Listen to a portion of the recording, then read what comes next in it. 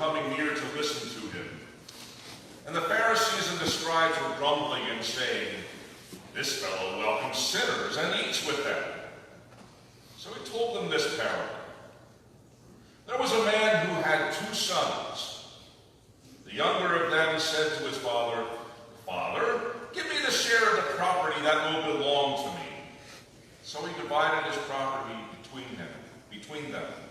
A few days later, the younger son gathered all he had and traveled to a distant country, and there he squandered his property in dissolute living. When he had spent everything, a severe famine took place throughout that country, and he began to be in need. So he went and hired himself out to one of the citizens of that country, who sent him to his fields to feed the pigs. He would gladly have filled himself with the pods that the pigs were eating, and no one gave him anything. But when he came to himself, he said, "How many of my father's hired hands have bread enough and to spare? But here I am, dying of hunger. I will get up and go to my father, and I will say to him, 'Father, I have sinned against heaven and before you. I am no longer worthy to be called your son. Treat me like one of your hired hands.' So he set off and went to his father. But while he was still far off, his father saw him and was filled with compassion. He ran and put his arms around him and kissed him. Then the son said to him, 'Father, I have sinned against heaven and before you. I am no longer worthy to be called your son.' But the father said to his slaves, 'Quickly, bring out a robe, the best one, and put it on him. Put a ring on his finger and sandals on his feet, and get the fatted calf and kill it. And let us eat and celebrate. For this son of mine was dead and is alive again. He was lost and is found.' And they began to celebrate. Now his elder son was in the field, and when he came and approached the house, he heard music and dancing. He called one of the slaves and asked what was going on. He replied, 'Your brother has come, and your father has killed the fatted calf, because he has got him back safe and sound.' Then he became angry and refused to go in. His father came out and began to plead with him. But he answered his father, 'Listen, for all these years I have been working like a slave for you, and I have never disobeyed your command. Yet you have never given me even a young goat so that I might celebrate with my friends. But when this son of yours came back, who has devoured your property with prostitutes, you killed the fatted calf for him.' Then the father said to him, 'Son, you are always with me, and all that is mine is yours. But we had to celebrate and rejoice, because this brother of yours was dead and has come to life. He was lost and has been found.'" This is the gospel of the Lord. Praise to you, Lord Christ.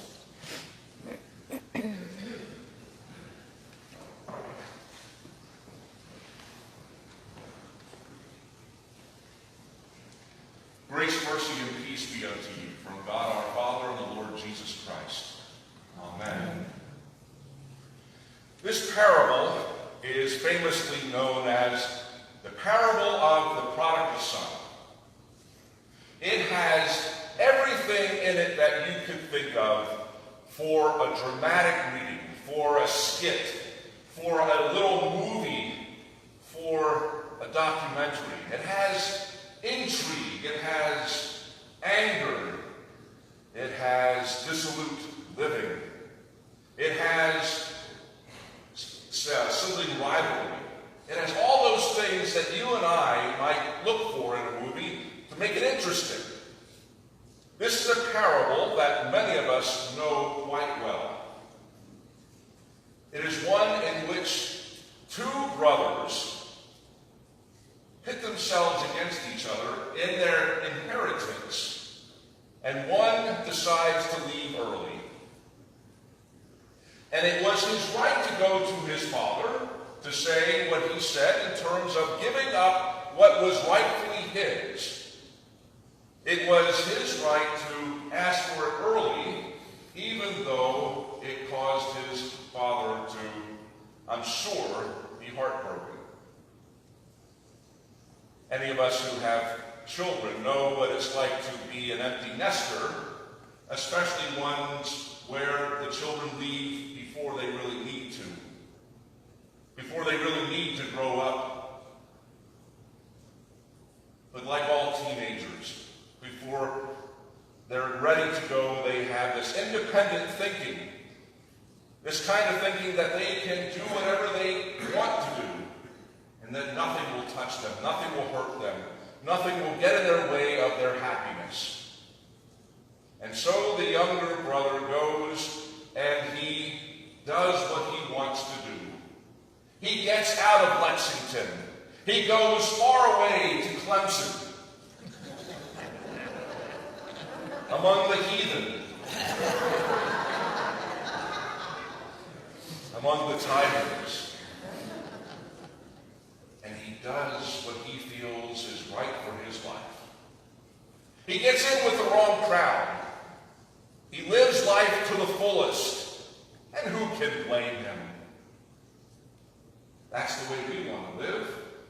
We want to live each and every minute to its fullest. And so he does what many teenagers do.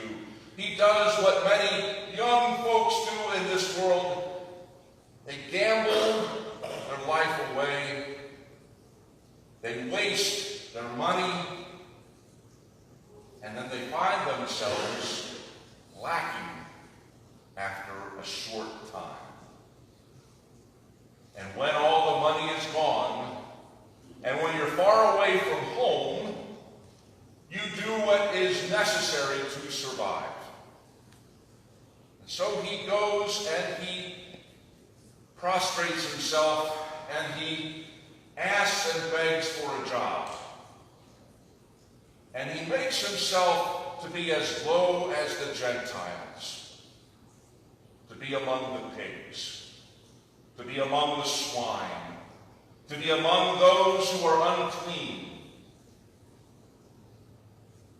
And then he comes to himself, as the gospel says. He comes to himself. He realizes, he has an aha moment. The light goes off, finally.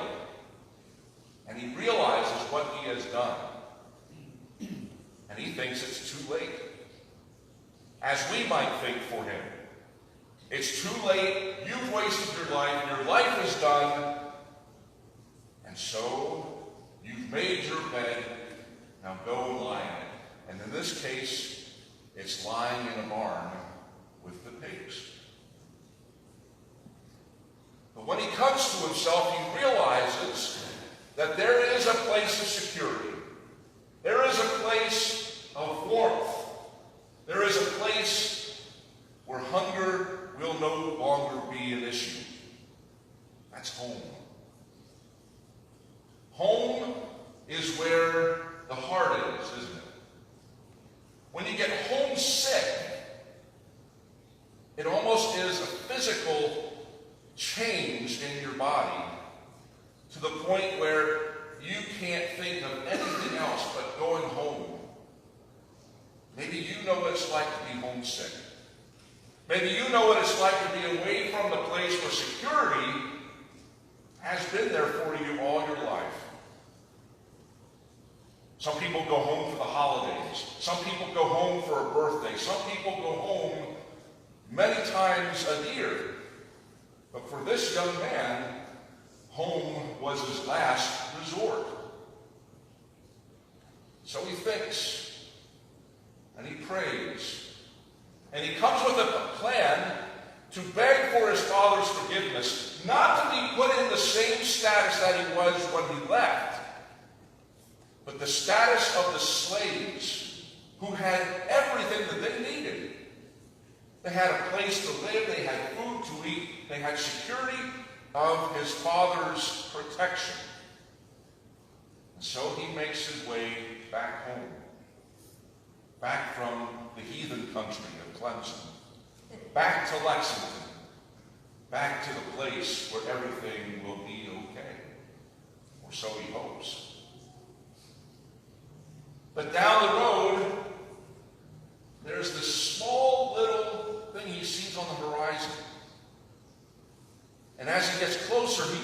recognizes that small little thing to be his father. And his father doesn't look like he's mad. His father does not look like he's ready to run him off the homestead. No, this man is running. Running like he had never seen him run before. Not just running, though, but running with his arms wide open in a posture that parents have for their children, to welcome them home. And so we know that the father embraces him. And the son does what he said he was going to do. He's going to beg his father for forgiveness. He's going to beg his father for a place. And before he even gets the words out, his father says, not, you're worthless and get out. Not, you had your chance, so go. Not, you wasted away all the money that I gave you. But he said to his servants, run and get the fatted calf, something that was left for very special occasions, because they didn't usually eat meat. And not only a celebration of food, but a celebration of a garment. A garment that showed his status, and a ring.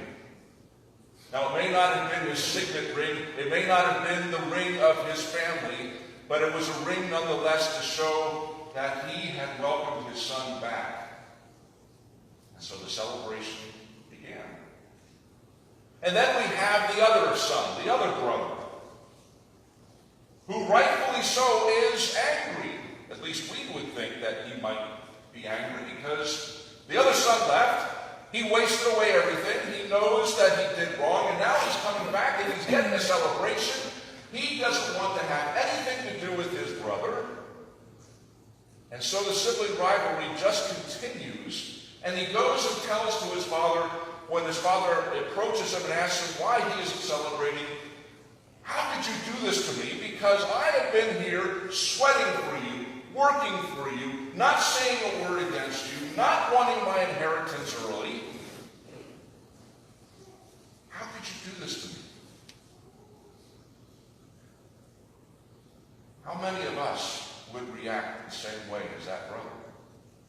How many of us would say, it's not fair for the other brother to be recognized as someone who has been lost and is now found? That doesn't make sense to those of us who feel that we have done the right thing. It doesn't make sense when we work our bones to squander our days in work, and now this person who has come back doesn't have to worry about anything. How often do we recognize in our brothers and sisters who are on welfare, who are poor, who we feel have wrecked their lives, and we have worked? Why should they get anything free? But you see, this is not and should not be the parable of the prodigal son. This is a story that starts out, there was a man with two sons. This story is about a man who happened to have two sons. It was about a father who had two siblings living in his house. This parable is about God the Father welcoming us back, reconciling us back into the family. This is about a prodigal father. The word prodigal does not mean that it's someone who leaves and comes back. It means lavish. The word prodigal means lavish. Lavish living, but lavish reconciliation. Lavish forgiveness. lavish love. This is the parable of the prodigal father who welcomes us home each and every day because of our baptism. Each and every day we are wrapped in a new garment of white because we are dirty and now we are clean. We are lost and now we are found every single day of our lives. We are sinners and yet we are saints. We have left God's home. We have left God's way of living. We have done things that we think are best for us. And yet we are welcomed home every single day because of God's lavish love. We are given a lavish celebration, a lavish feast every single week, every time that we celebrate communion. You and I are welcomed home. You and I are reconciled to each other, as sibling rivalries will do. It is because of the Father's love that we have hope, that we have comfort, that we have protection, that we have cause for celebration. Because of the prodigal father's love and forgiveness, this parable has a happy ending. We are lost, but thanks to God's grace, we are found. We are lost to our own indignation and our own disrespect of God, but we are found because God does not hold it against us, because of what Jesus Christ did for us on the cross. You and I are welcomed home. Let us celebrate every single one of us being welcomed home. Let us celebrate every single one of us who are embraced by God, not told to get out of God's church, but welcomed home every single day. Thanks be to God that our Father, is a prodigal Father, one who lavishes